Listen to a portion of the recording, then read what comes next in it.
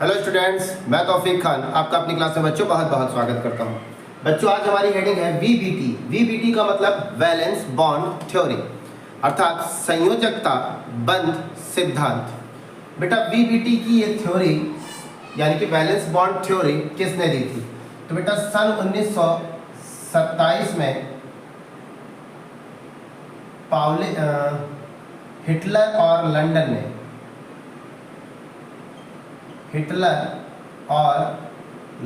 ने नामक वैज्ञानिक ने 1927 में वीबीटी की थ्योरी प्रस्तुत की।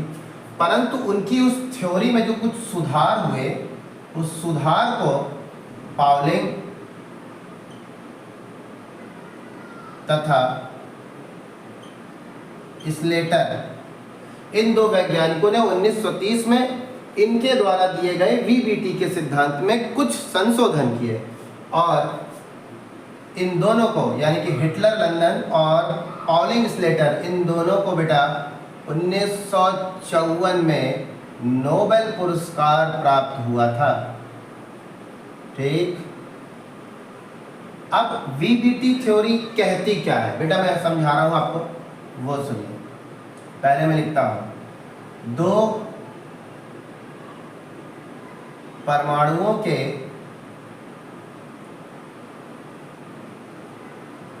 अर्धपूरित कक्षक, दो परमाणुओं के अर्धपूरित कक्षक एक दूसरे के साथ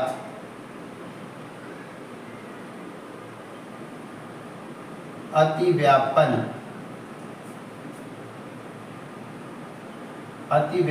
करके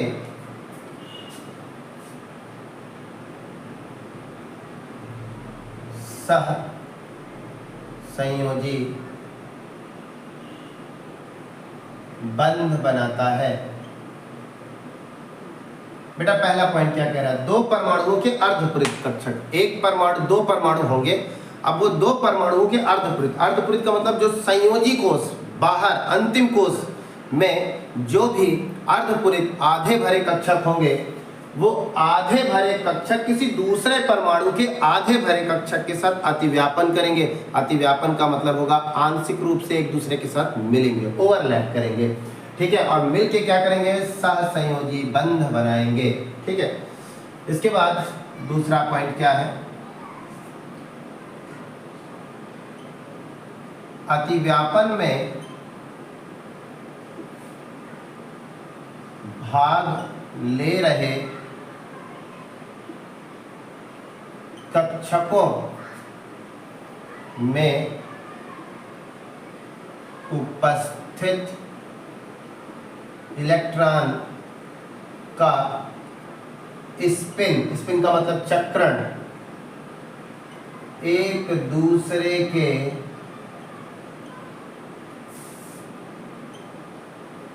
विपरीत होगा। बेटा अतिव्यापन का मतलब जो आंशिक रूप से दो कक्षक मिल रहे हैं, आधे भरे कक्षक जो आपस में मिल रहे हैं, जो अतिव्यापन में भाग ले रहे हैं, तो दोनों कक्षकों में जो इलेक्ट्रॉन होंगे वो इलेक्ट्रॉनों का स्पिन एक दूसरे के विपरीत होगा। मान लीजिए मेरे पास, चलिए मैं आपको दिखाने की कोशिश करता हूँ, हमारे पास कोई ये बाहरी कोष का उपकोष P है और जिस पर बेटा हमारे पास ये अर्धपूरित कक्षक है, किसी दूसरे P कक्षक के अर्धपूरित कक्षक से मिलेगा, तो ये अर्धपूरित इस अर्धपूरित के साथ आपस में मिलने वाला है। तो बात यही कह रहा है, इन दोनों में ये जो इलेक्ट्रॉन पाए जा रहे हैं, इनमें किसी एक का चक्रण दूसरे के लिए विपरीत होगा। अगर ये क्लॉकवाइज है तो वो एंटी क्लॉकवाइज होगा। ये बात इसमें कही गई। फिर तीसरा पॉइंट कह रहा है, बंध प्रबलता अतिव्यापन पर निर्भर करती है। बेटा बंध की प्रबलता यानी कि परमाणुएं जब आपस में मिलती हैं तो उनके बीच में जो बंध बनता है वो कितना प्रबल है, कितना मजबूत है। तो जो बंध की प्रबलता है वो अतिव्यापन पर निर्भर करती है। अतिव्यापन जितना अधिक ज्यादा होगा उतने वहां पर बंधों की प्रबलता अधिक होगी। यानी जितने बार अतिव्यापन होगा परमाणुओं के मध्य, उनमें उनमें क्या अधिक होगी बच्चों? उनमें बंधों की प्रबलता अधिक होगी। चौथा पॉइंट कहता है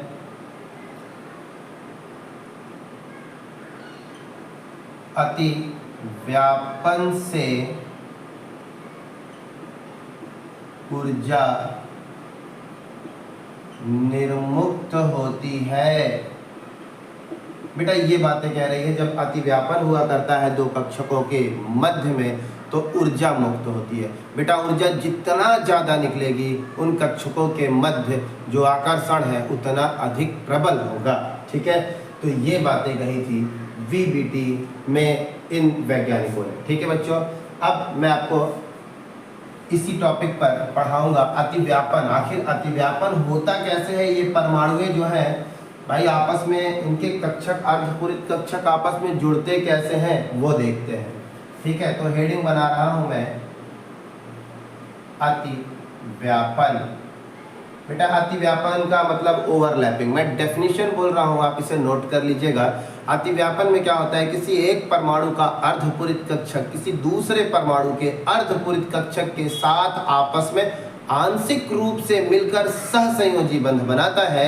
इसे ही हम क्या कहते हैं? अतिव्यापन कहते हैं। एक बार फिर से सुन लीजिएगा, अतिव्यापन का मतलब कोई दो परमाणु होंगे, दो परमाणुओं के संयोजी कोष में जो आधे भरे हाफ फिल्ड जो कक्षक होंगे वो एक दूसरे के साथ आपस में आंशिक रूप से मिलकर सहसंयोजी बंध बनाएंगे और यही क्रिया अतिव्यापन कहलाती है। अतिव्यापन बेटा कितने प्रकार का होता है वो देख लीजिए। अतिव्यापन तो बेटा पहला अतिव्यापन आपको मिलेगा SS अतिव्यापन, फिर अतिव्यापन मिलेगा SP अतिव्यापन, फिर मिलेगा आपको PP अतिव्यापन। PP अतिव्यापन दो प्रकार का होगा, PP शीर्ष अतिव्यापन, फिर होगा PP पार्श्व अतिव्यापन। इतने प्रकार से आप अतिव्यापन पढ़ने वाले हैं। तो अतिव्यापन की डेफिनेशन मैंने बताई। अब हम लोग पढ़ेंगे SS अतिव्यापन। SS अतिव्यापन का मतलब होता है बेटा एक परमाणु का अर्धपूरित S कक्षक दूसरे परमाणु के अर्धपूरित S कक्षक के साथ आपस में आंशिक रूप से मिलता है और मिलकर के SS अतिव्यापन करता है। जैसे उदाहरण से समझाऊं, इसका उदाहरण है H2। तो बेटा H2 के लिए देखिए क्या है, एक हाइड्रोजन दूसरे हाइड्रोजन के साथ जुड़ करके H2 का निर्माण करता है। हम हाइड्रोजन के इलेक्ट्रॉनिक विन्यास करें तो 1s1 इसका होता है 1s1।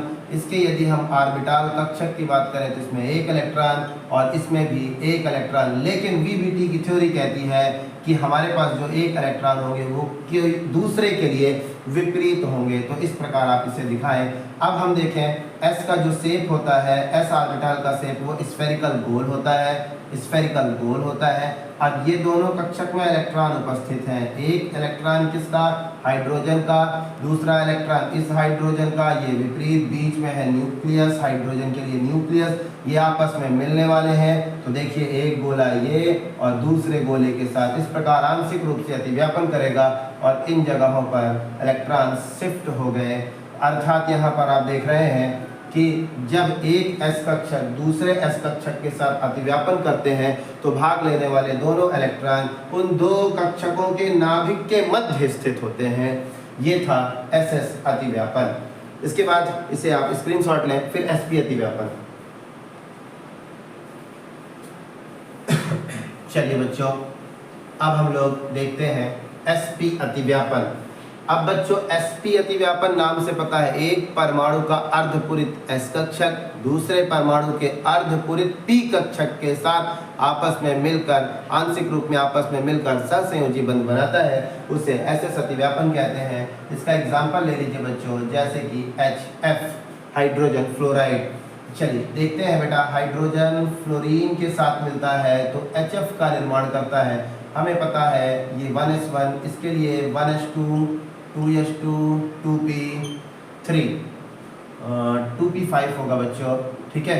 9 होता है फ्लोरीन का परमाणु क्रमांक। ये हो गया इलेक्ट्रॉनिक विन्यास।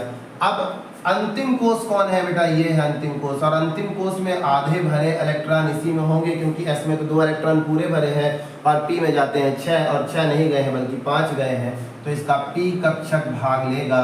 तो देखिए 1 2 3 4 और ये 5, ये रह गया अर्धपूरित। और s का कक्षक बनाऊं तो s पे बच्चों देखिए एक ही इलेक्ट्रॉन है, ये भी अर्धपूरित है, तो ये वाला इसके साथ क्या करेगा? अतिव्यापन। तो इलेक्ट्रॉनों का चक्रण मैंने आपको बताया वीबीटी के अकॉर्डिंग अपोजिट है। तो देखिए s का आकार कैसा है? स्फेरिकल। और p का आकार आप जानते हैं, ये कक्षक को क्या बोलते हैं? px, इसको py, इसको pz कहते हैं। तो हमारा pz यहाँ पर भाग लेगा। और आपको पता है कि p का शेप डबल शेप होता है, और ये आपस में इस प्रकार मिलकर अतिव्यापन करते हैं। तो ये देखिए अतिव्यापन हो गया, ठीक है बच्चों। हाँ, एक चीज ये याद रखें कि जब बच्चों S अतिव्यापन होता है तब भी सिग्मा बंधों का निर्माण होता है, अर्थात सिंगल बंध बनता है। और जब SP अतिव्यापन होता है, S और P अतिव्यापन होता है, तब भी बच्चों सिग्मा बंध का निर्माण होता है, ठीक है।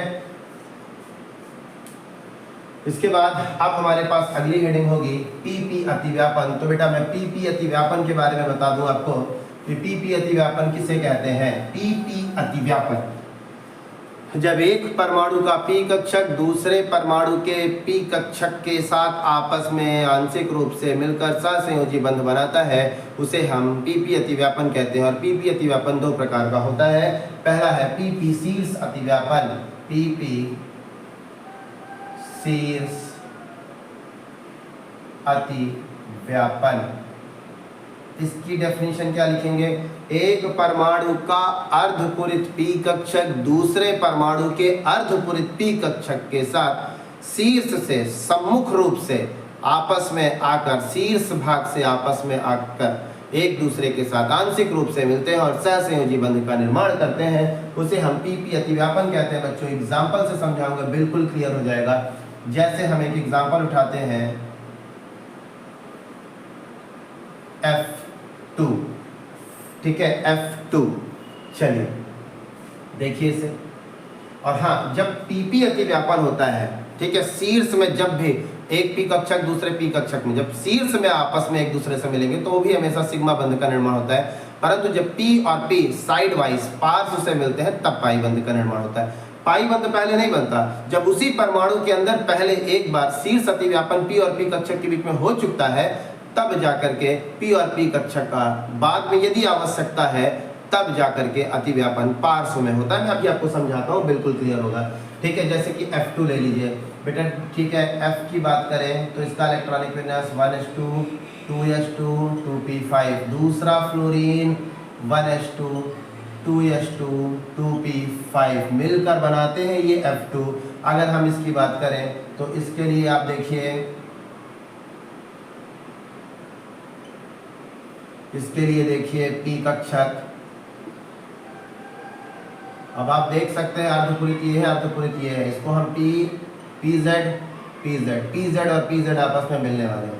तो अब आपको पता है कि इसकी आकृति कैसी है? डम्बल शेप, ये लीजिए। इसकी आकृति कैसी है? डम्बल शेप, ये लीजिए। अब ये दोनों आपस में मिल जाएंगे, और ये जब दोनों आपस में मिलेंगे तो देखिए हेड वाइज सामने से सामने एक दूसरे का अतिव्यापन हो रहा है, हेड वाइज ओवरलैपिंग हो गई। और जब हेड वाइज ओवरलैपिंग होती है तब भी बच्चों सिग्मा बंध का निर्माण होता है, ठीक है।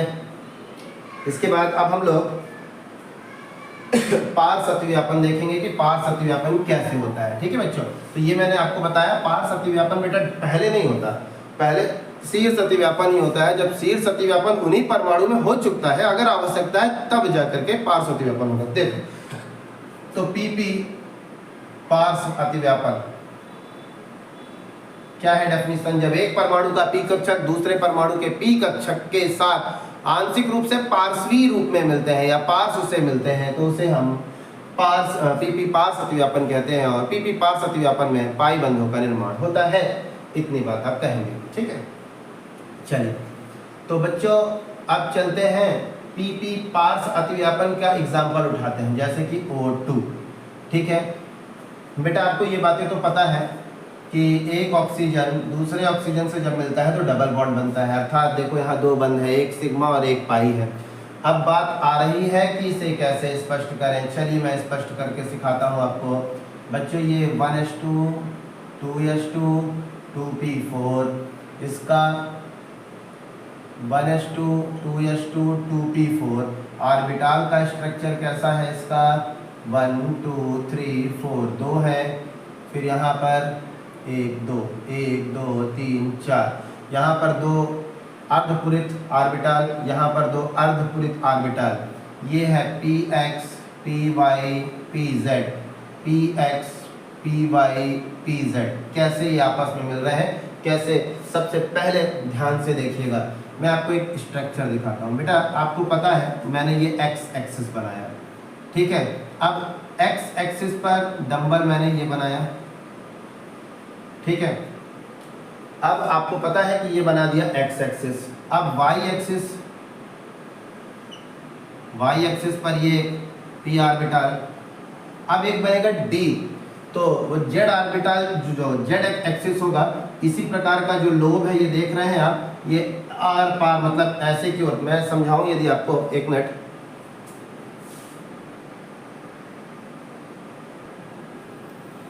हाँ तो देखिए बच्चों, ये x एक्सिस और ये y, ये x एक्सिस ये y एक्सिस, और ये हो गया हमारा z एक्सिस।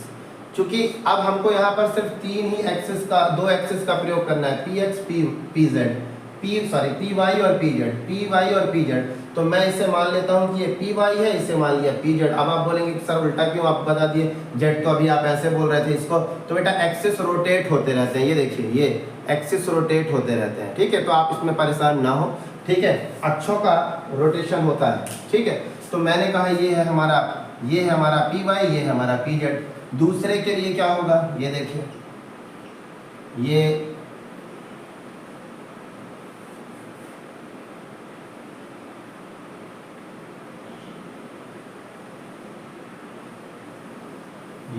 ठीक है।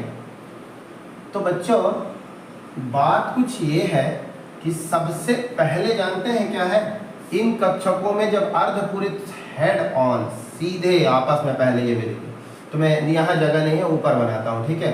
तो अच्छा मैं बच्चों अब आप समझ जाइए कि कैसे इन पर अतिव्यापन होगा। तो सबसे पहले शीर्ष ये और ये आपस में अतिव्यापन करेंगे, तो मैं यहाँ पर बना रहा हूँ, ठीक है। ये देखिए ये अतिव्यापन हो गया, शीर्ष में हो गया। अब जब शीर्ष में हुआ तो कौन सा बंध बना, सिग्मा बंध। अब बारी आती है दूसरे अर्धपूरित कक्षक की, अर्थात इनकी। तो ये आपस में यहाँ पर बंध बनाएंगे, यहाँ पर आकर्षण रखेंगे, और इन्हीं आकर्षण को कहेंगे पाई बंध। अब बेटा बात ये आती है कि आप ये सोचें कि सर ये उठ के वहाँ पर चला जाएगा, तो ऐसा नहीं, क्योंकि ये अपने न्यूक्लियस को छोड़कर वहाँ जा नहीं सकता, ठीक है। तो ये हो गया बच्चों PP पास अतिव्यापन। उम्मीद है आपको क्लास समझ में आएगी। धन्यवाद।